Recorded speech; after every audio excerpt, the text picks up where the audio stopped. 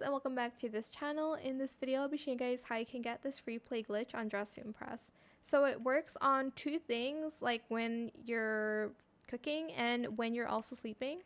So if you want the frying pan glitch hack, just press E on the stove, pose, and then jump. And as you can see, you have the frying pan with you.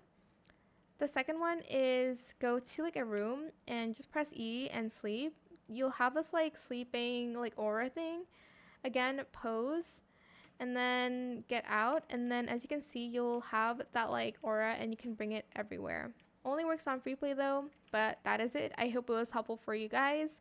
Don't forget to like, comment, share, and also subscribe to this channel if you haven't done that already.